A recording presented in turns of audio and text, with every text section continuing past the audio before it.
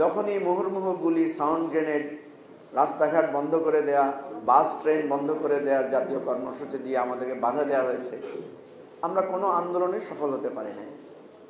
আপনারা দেখেছেন বিএনপি বিভাগীয় পর্যায়ে বড় বড় সমাবেশ করেছে, যেগুলো খুবই উৎসাহব্যঞ্জক ছিল, যেগুলো নিয়ে বাংলাদেশের নতুন নতুন গল্পও হয়েছে। আমি নিজেও রংপুরের একটা সমাবেশ আমার দেখার সুযোগ হয়েছে। আমি সেদিন রংপুরে ছিলাম আমাদের একটা দলীয় কাজে। আমি দেখলাম যে মানুষ মাঠে খড় বিছিয়ে শীতের সময় শুয়েছিল, এবং আপনারা সাংবাদিকরাই লিখেছেন যে কিভাবে নদী পাড়ি দিয়ে আপনার কলা গাছের ভেলায় করে লোকেরা সেই সময় বিএনপির সমাবেশে এসেছে এগুলো। এবং আমি অবাক হয়ে যেতাম যে এই পল্টন এলাকায় যখন বিএনপির সমাবেশ হতো, সমাবেশগুলো এত সুশৃঙ্খল ছিল, কোনো গণ্ডগোল, যেটা সাধারণত বিএনপির সমাবেশে কিছুটা বিশৃঙ্খলা হয় আমরা জানতাম, কিন্তু এই ফ্যাসিবাদী সময়ে কখনো কোনো সমাবেশে বিশৃঙ্খলা আমরা দেখি নাই, বরং বেশ সুশৃঙ্খল ছিল মিছিলগুলো। তা আমরা প্রায় বলতাম যে এই সিরিয়াস রিপ্রেশন, এই বড় ধরনের নির্যাতন, নিপীড়ন রাজনৈতিক দলগুলোকে সুসংগঠিত করেছে, রাজনৈতিক দলগুলোকে একটা শৃঙ্খলার মধ্যে এনেছে, এবং রাজনৈতিক নেতাকর্মীদেরকে একটা বিরাট স্যাক্রিফাইসের আত্মস্থ করেছে।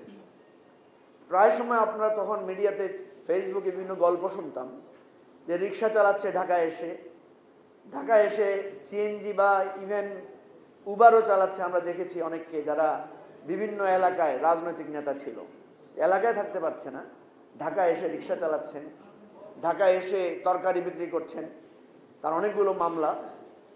এই রাজনৈতিক গল্পগুলো আমাদের মধ্যে কিন্তু এখন হারিয়ে যেতে বসেছে। আমরা এখন সবাই জুলাই নিয়ে গল্প করছি।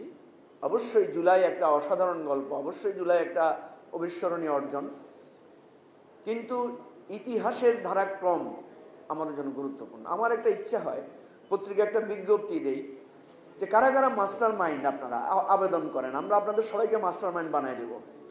সব দল বসে আপনাদেরকে স্বীকৃতি দিয়ে দেবো যে আপনারা সবাই মাস্টার মাইন্ড। আমাকে একবার সাংবাদিক জিজ্ঞেস করেছিল যে বঙ্গবন্ধু শেখ মুজিবুর রহমানকে আপনি জাতির পিতা মানেন কিনা। আমি বললাম বাঙালি জাতির জন্ম তো হয়েছে আরো 1000 বছর আগে, তো বাঙালি জাতির পিতা তো ওনাকে মানলে এটা আপনারা গ্রহণও করবেন না, কারণ একটা লোক জন্মের আগে পিতা হয় কিভাবে। ওনাকে বাংলাদেশের পিতা মানা যাইতে পারে, তবে একটা আমার বক্তব্য আছে, বাংলাদেশটা যদি একটা সুখী সমৃদ্ধশালী রাষ্ট্র হয়, একটা ন্যায়পরায়ণ রাষ্ট্র হয়, একটা গণতান্ত্রিক রাষ্ট্র হয়, এবং সেই রাষ্ট্রের পিতা যদি শেখ মুজিবকে মানা হয়, তাহলে তো শেখ মুজিবের সম্মান বাড়ে। কিন্তু যেই বাংলাদেশ দুর্নীতিতে চ্যাম্পিয়ন, যেই বাংলাদেশের ফুটপাতে লক্ষ লক্ষ মানুষ ঘুমায়, যেই বাংলাদেশের মসজিদে জুতা চুরি হয় অহরহ, যেই বাংলাদেশের একজন চাকরিজীবী তার অফিস থেকে বেতন নিয়ে বাসায় ফেরার আগে ছিনতাইকারীদের হাতে নিহত হয়, সেই বাংলাদেশের পিতা শেখ মুজিবের বলা যদি সম্মানজনক মনে করেন, তাহলে ওই অসম্মান নিতে চান, আমি দিতে রাজি আছি, অসুবিধা নাই। যেই অভ্যুত্থান আমাদেরকে একটা নতুন বাংলাদেশ বিনির্মাণের জন্য উদ্বুদ্ধ করেছে, সেই দিকে মনোযোগ না দিয়া ভাই সবাই মাস্টার মাইন্ড হইতে চান, এরপরে তো সব ভিলেন হয়ে যাবেন, গণভিলেন। 75 সালে যারা অগাস্ট বিপ্লবে নেতৃত্ব দিয়েছিল, আপনারা জানেন আওয়ামী লীগ ক্ষমতায় আসার পরে কিভাবে তাদের উপরে তাদের অস্তিত্ব, তাদের আত্মীয় বলে পরিচয়, মাহমুদুর রহমানকে নেম করা হয়েছে যে উনি নাকি মেজর ডালিমের আত্মীয়, এই জন্য ওনাকে শাস্তি দিতে, বা খন্দকার মোশতাকের আত্মীয়, এই জন্য ওনাকে জেলে দিতে হবে। তো সেজন্য বলছি ইতিহাস থেকে আমাদেরকে জানতে হবে, বুঝতে হবে, আমরা যাতে আজকে যারা মাস্টারমাইন্ড হওয়ার প্রতিযোগিতায় লিপ্ত হয়েছি, ভবিষ্যতে আমরা যাতে ভিলেন হওয়ার পথ খুলে না দেই। আমরা অবাক হচ্ছি, এতক্ষণ যে গল্পটা বললাম যে যারা রিকশায় এসে নিপীড়িত হয়ে রিকশা চালিয়েছেন, যারা নিপীড়িত হয়ে নিজের দলের পরিচয় গোপন রেখে রাজনীতি করেছেন, আজকে হঠাৎ তাদের অহংকার, আজকে হঠাৎ তাদের বিশাল বিশাল সমাবেশের তাদের দৌর্দণ্ড প্রতাপ, তাদের নামে চাঁদাবাজি, তাদের নামে দখলদারিত্ব, তাদের নামে সরকারি অফিস দখল করে দলের অফিস বানানো, নানা রকমের গল্প আজকে এসে হাজির হয়েছে। তো ভাই, যে আল্লাহ আপনাদেরকে কঠিন জায়গা থেকে ভালো পথে আনতে পারে, উনি আবার সেই আগের জায়গায় ফিরেও নিতে পারে, এটা মনে রাখেন। আমরা এই বাংলাদেশের মানুষ, ধর্মপ্রাণ মানুষ, হিন্দু মুসলিম বৌদ্ধ খ্রিস্টান সবাই আমরা এটাতে বিশ্বাস করি। প্রথম যখন এই বৈষম্য বিরোধী ছাত্ররা আমাদের কাছে আসতো অভ্যুত্থানের পরে, আমি তাদেরকে দুষ্টামি করে একটা প্রশংসা করতাম। সেটা আমি বলতাম যে তোমাদের ছায়া আছে নাকি দেখি। বলছে এটা কেন বললেন?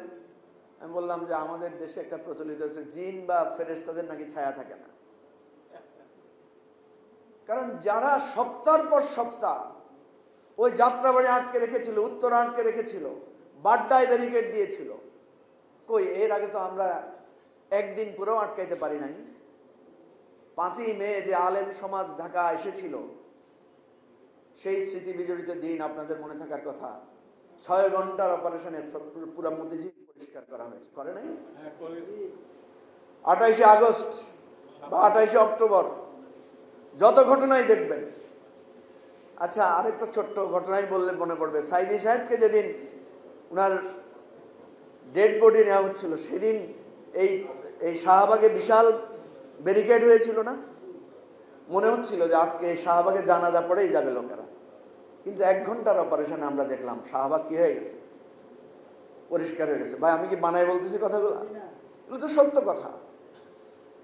তাহলে যারা দিনের পর দিন ফ্যাসিবাদকে আটকে রেখে, যারা দিনের পর দিন ঢাকা অবরুদ্ধ রেখে, যারা লড়াই করে রক্ত দিয়ে এই গণ অভ্যুত্থান সফল করেছে, তাদেরকে তো আমি আমার সাধারণ মানুষের সারিতে ফেলতে পারি না। আমার কাছে মনে হয় তারা অলৌকিক এক বার্তা নিয়ে এসেছিলেন, এক অলৌকিক শক্তি তাদের মধ্যে ভর করেছিল বলেই আমরা বিজয়ী হতে পেরেছি। প্রিয় ভাই ও বন্ধুগণ, ইতিহাস বলে গণ অভ্যুত্থানে যারা পালিয়ে যায় তারা আর কখনো গণতান্ত্রিক পন্থায় রাষ্ট্র ক্ষমতায় আসতে পারে না। ইতিহাস খুঁজে দেখেন, গণতান্ত্রিক ভাবে কখনো পারে না। হ্যাঁ, তাদের জন্য 2টা পথ খোলা। আমি আওয়ামী লীগের বন্ধুদের উদ্দেশ্য করে বলছি, আপনাদের জন্য 2টা পথ খোলা। একটা হচ্ছে উপলব্ধি করা, ভুল বুঝা, আপনাদের নাম বদলান, আপনাদের রাজনীতির নীতি বদলান, নতুন করে পরিশুদ্ধ হয়ে আবার গণতান্ত্রিক রাজনীতিতে আসেন, তাহলে আপনাদের জন্য পথ থাকবে হয়তো অদূর ভবিষ্যতে। অথবা আপনাদের জন্য আরেকটা পথ খোলা, সেটা হচ্ছে গুপ্ত রাজনীতি করা, সেটা হচ্ছে সন্ত্রাসবাদের আশ্রয় নেওয়া, যেটা লক্ষণ দেখতে পাচ্ছি আমরা। আপনারা দেখেছেন বসুন্ধরায় একজন সার্ভিং মেজরের নেতৃত্বে কি ধরনের ট্রেনিং তারা করছেন। আমাকে বিভিন্ন জায়গা থেকে ফোন করে বলছে আগামী 1 সপ্তাহ সিরিয়াস অ্যালার্মিং ব্যাপার। আমি হাসলাম, বললাম রাজপথে এত লড়াই, এত যুদ্ধ, এত গুলি, এত কিছুর পর আর কিসের ভয় দেখায় আমাদেরকে তারা এখনো? গুপ্ত রাজনীতি বাংলাদেশে কখনো বিজয়ী হতে পারে নাই। সন্ত্রাসবাদী রাজনীতি বাংলাদেশে কখনো সফল হতে পারে নাই, ইনশাআল্লাহ ভবিষ্যতেও পারবে না। একটা ভয় আছে, সেটা বলে আমার বক্তব্য শেষ করছি, আকবর ভাই দাঁড়ায় গেছে।